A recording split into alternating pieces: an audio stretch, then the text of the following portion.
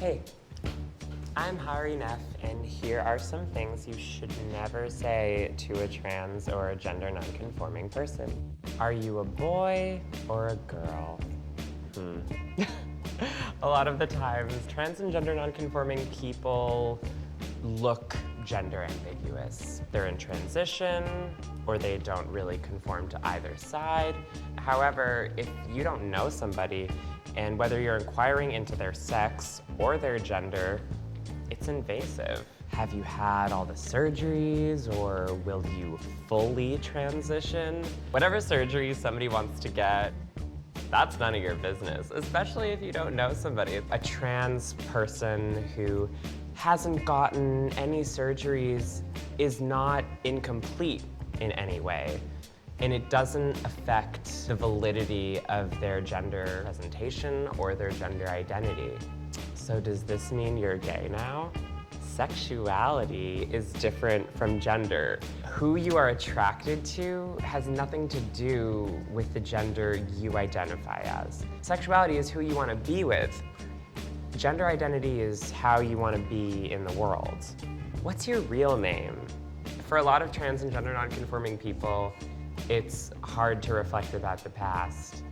And just because you were assigned a certain sex at birth with a certain name, it doesn't mean that reflects the gender or the identity you abide by, or we call it a dead name. Because, you know, a lot of trans people and gender nonconforming people see their former name as dead. When did you know? This idea that there's always this one moment, that doesn't really exist.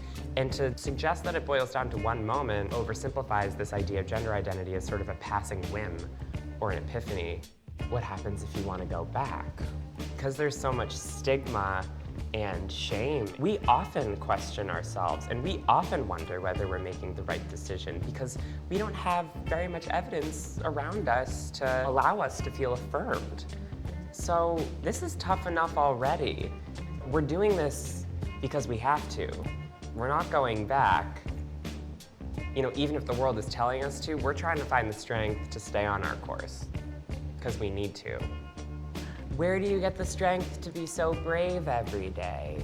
Making the choice to transition isn't an act of bravery, when the other choice can be kind of a life or death thing. This is who you're supposed to be. It's not this big act of valiance that you defy the world every day. You're just trying to be yourself. And the word brave sensationalizes the trans experience. Something in our society, not to use the S word, we feel like we can get to know someone if we know what their sex is, if we know all the details about their gender identity. But in reality, it's not really that important. And it's kind of hard for us to talk about this stuff. We've got it. We know what you want to know.